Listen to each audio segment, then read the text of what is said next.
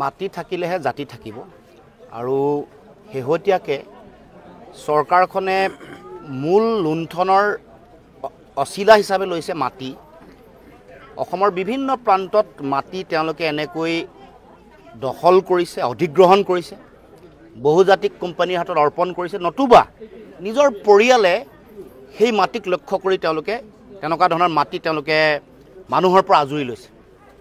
এই অঞ্চলত ৰাইজৰ বহুদিনীয়া সংগ্ৰাম আছিলে যে ইয়াত মাটিৰ পট্টা দিব লাগে, কিন্তু তাকে নকৰি এতিয়া এখন ছেটেলাইট চিটি বা তেওঁলোকে ইয়াত নতুনকৈ মহানগৰ গঢ়িবৰ কাৰণে যিটো সম্প্ৰসাৰণৰ মহানগৰ সম্প্ৰসাৰণৰ কাম এই বৰদোৱা চাহ বাগিচালৈকে সম্প্ৰসাৰিত কৰি ইয়াৰ থলুৱা খিলঞ্জীয়া জনজাতীয় ভূমিপুত্ৰ যিসকল আছে তেওঁলোকৰ মাটি কাঢ়ি ল'ব খুজিছে।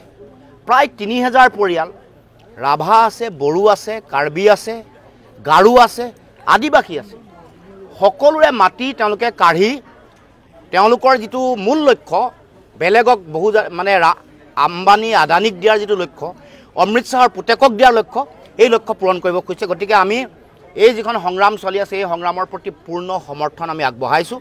ইতিমধ্যে আমি আমাৰ বিভিন্ন ধৰণৰ চিন্তা দৃষ্টিভংগী জনগণৰ আগত আমি তুলি ধৰিছোঁ যে কেনেকুৱা ধৰণৰ ভয়ংকৰ ষড়যন্ত্ৰ তেওঁলোকে লিপ্ত হৈছে।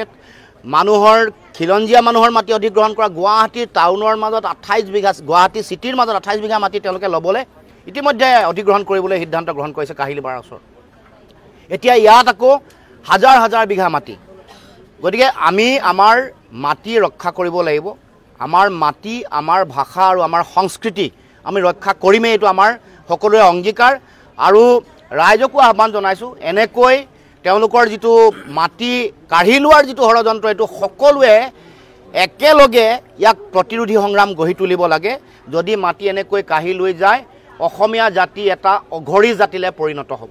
মুখ্যমন্ত্ৰী সদনত কৈছে যে অসমৰ মুখ্যমন্ত্ৰীয়ে বিভিন্ন সময়ত মিছা কথা কয়, বিভ্ৰান্তিকৰ কথা কয়। এইটো এটা যেতিয়া দেখিলে যে জনজাতীয় ৰাইজে ইয়াৰ তুমুল প্ৰতিবাদ কৰিছে, সংগ্ৰাম গঢ়ি তুলিছে, আৰু বিশেষকৈ একে সময়তে কাৰ্বি আংলং, ডিমা হাছাও বা বড়োভূমি, তাৰপিছত ইয়াত এই জনজাতীয় অধ্যুষিত অঞ্চলসমূহত যেতিয়া তেওঁলোকৰ এই মানে মাটি আগ্ৰাসী কাম কাজবোৰৰ বিৰুদ্ধে মানে প্ৰবল জনমত গঢ় লৈ উঠিলে, গণসংগ্ৰাম গঢ় লৈ উঠিলে, তেতিয়া ইয়াক এটা বেলেগ এটা দিশলৈ লৈ যাবৰ কাৰণে মুখ্যমন্ত্ৰীয়ে এনেকুৱা ধৰণৰ বক্তব্য আগবঢ়াইছে।